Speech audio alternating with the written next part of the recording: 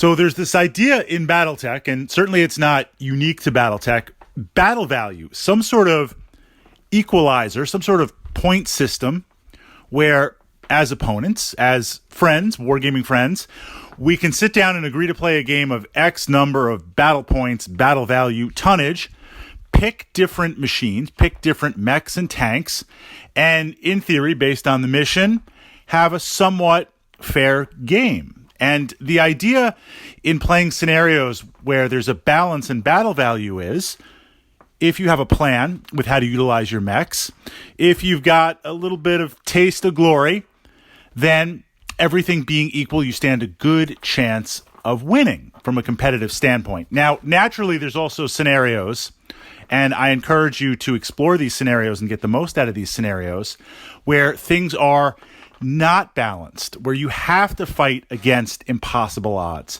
to the point where, if you're an attacker versus defender, you might be defending against impossible odds. You're going to lose, but how glorious can you make that loss be? How much can you hurt your opponent? How many turns can you last? How big will that description be in the lore and history of Battletech? But jumping back to the idea of battle value. And this is one of the criterias that we start with. And I say start with in terms of picking units, mechs and vehicles, to see, well, you get this and this and this for this battle value. Now, the challenge becomes, obviously, the higher the battle value, the more powerful the unit is. Yes, but one has to understand unit activation, one needs to understand initiative, and one needs to understand that no matter how big and powerful that unit is, if it's only one mech and you're outnumbered, depending on the mission, you still may very well lose. Pulling examples. If I've got 3 Stingers and I'm going up against an Atlas, 1-to-1, combat to combat, I'm going to lose. I'm not going to be able to survive. But if this is a recon mission and I have battle value and you have battle value and I pour all of my battle value into light mechs, damage-wise, I'm low. I don't have a lot of armor, but I'm probably going to win that mission simply because I'm going to out-activate you. I'm going to out-initiative you. So we can't always just look at battle value as this kind of just law. Think of it as a starting point. Now, we want to squeeze the most out of battle value. I want all my cool toys. I want to cover all the bases. We don't want to leave any battle value on the table when we're building our lists. So often what you'll begin to see, if we're playing combined arms, and on a side note, if you're new to Battletech, this is the great thing about Battletech. You can play mechs versus mechs. And for a long, long time, 10 plus years, that's how I play Battletech all the time. Certainly the mechs are the stars of the show. But you can also go total warfare. You can have air support. You can have infantry. You can have ground support. You can have tanks. You could play all tanks. I've done this, all tanks versus mechs. You could even do tanks versus tanks. I would love to do more tanks versus tanks in Battletech, but it's hard because I want to also play mechs. I really like combined arms because it gives you everything.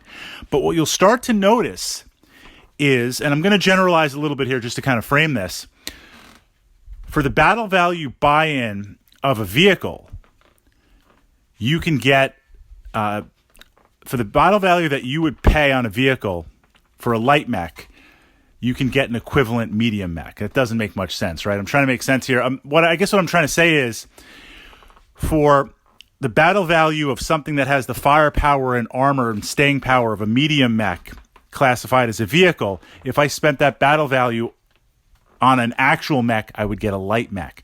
Vehicles give you more weapons. They give you more guns. They give you more stuff per battle value compared to a mech.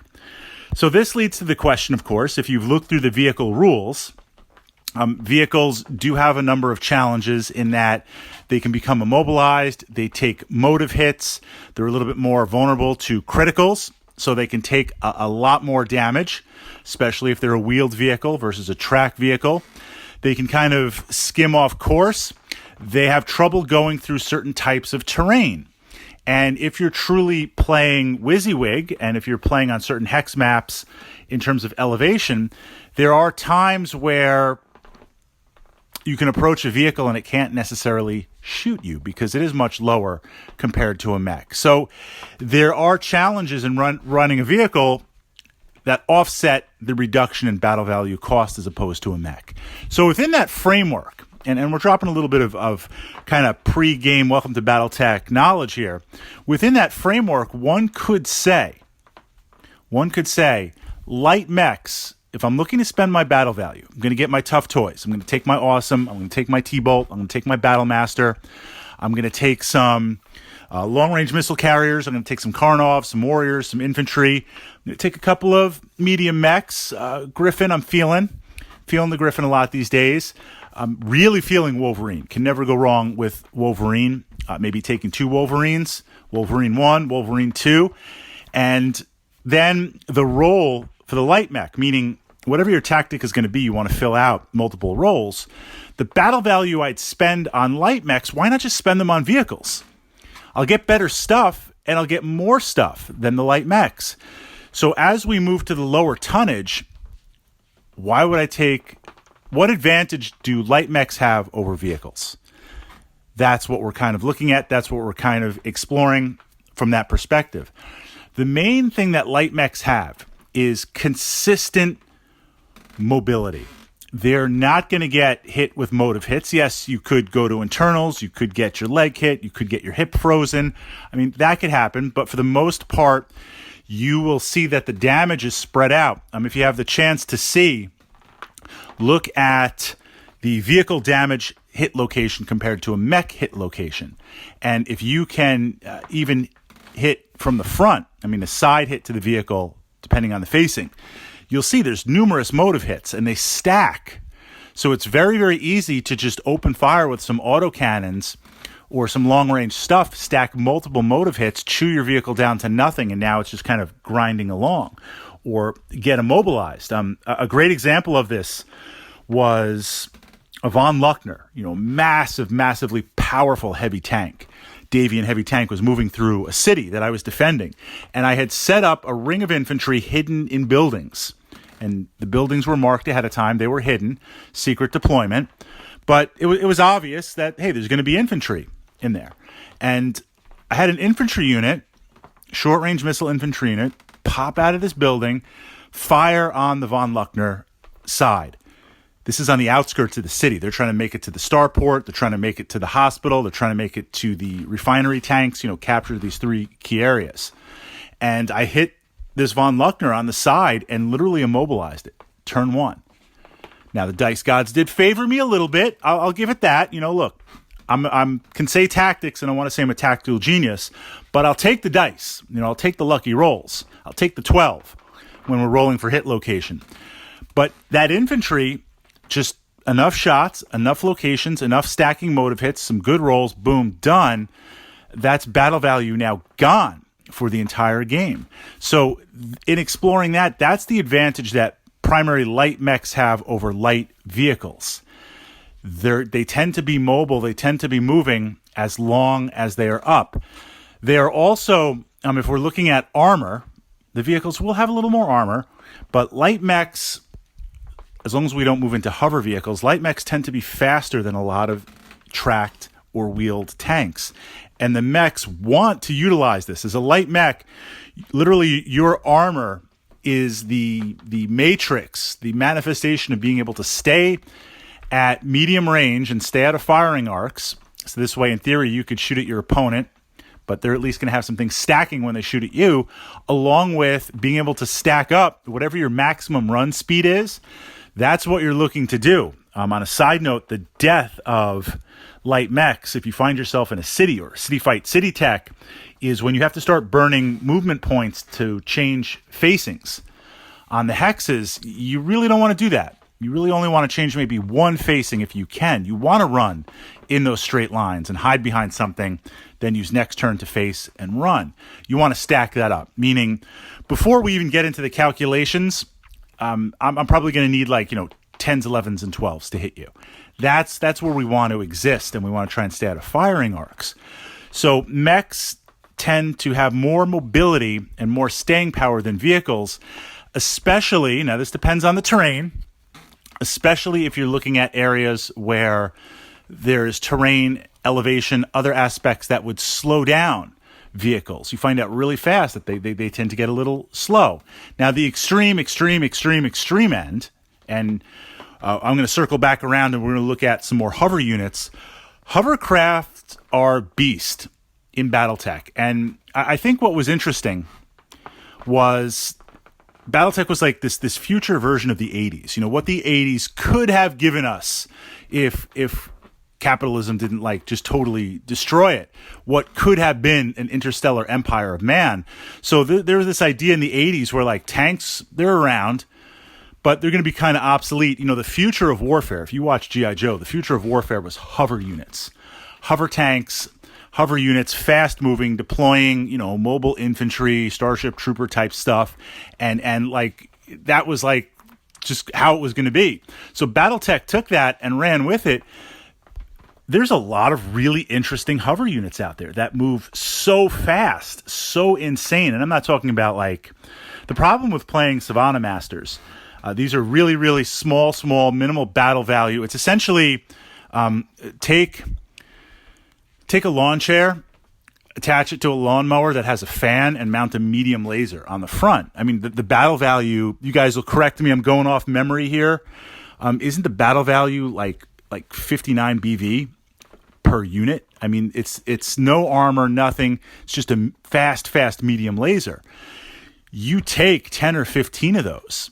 First of all, you show up with 10 or 15, you better check when we're done with the game, because one got lost in some trees, one got lost in like some terrain. I mean, I unpacked a map. We played a game of Battletech, you know, literally like on this map, a wargaming table roll-up mat that I don't always use, but it had some interesting terrain to it. And we had a great game. I rolled it up, closed it down for the evening, rolled it back out like 5 months later, and out pops like 2 Savannah Masters. Like, it's just crazy because the miniature is so tiny. So obviously, looking at some hovercraft, there are ones that blow the mechs, light mechs, out of the water, but they're very, very vulnerable. And that's kind of going in a very, very, very extreme direction. I could counter it. There are some light mechs that are so extremely fast, it's insane. But mobility, the ability to move through terrain. The second aspect of mechs, and this is going to kind of then push us into the comments for you guys to follow up with some ideas here. Battle value, spend it on light mechs or spend it on light vehicles, and advantages versus disadvantages. The final piece, hands. Now, obviously, if you're a locust, this is not going to matter. If you're a thorn, you got one arm. Certain mechs have hands. If you're a Valkyrie, you got 2 arms, but you got 1 hand. We got to go to the sheet for that. You never go with the sculpt, because one sculpt has the laser mounted and the other one has it in place of the hand. But the point is, a light mech with manipulators, with hands, depending on the mission, that's big. That's big. Not so much like running behind a heavy mech and trying to punch it. I mean, you could do that. I've done that with a spider. A spider's a great example, right? Fast, mobile, has the medium lasers, best weapon in the game, low battle value, 2 hands. That type of mech in the right mission, if it's a cash and grab, if it's a recon, if it's pick something up, if it's do something, that has an advantage that vehicles do not have. Vehicles can't do out of the box. You'd have to kind of come to a consensus ahead of time. Could the crew run out and grab and capture something? They could, in theory, if it's an individual or if it's a piece of intel. But if it's some lost tech or a shipping container or something like that, a light mech is going to run up there and grab it. So you can't overlook the value of hands. If it has that, obviously Irby's not going to do that in that low battle value, in that speed. So I'm going to turn it over to you guys. Light mechs versus light vehicles, pros and cons. And, in that matrix of battle value, as you're taking your toys, if you've got 500 battle value, it's a big battle value game. Let's say we're playing 6K, and you've got 500 battle value, 500. Do you take that in vehicles, or do you take that in light mechs? And that 500, if you were going to take light mechs, what would they be? And if you were going to take vehicles, what would that be?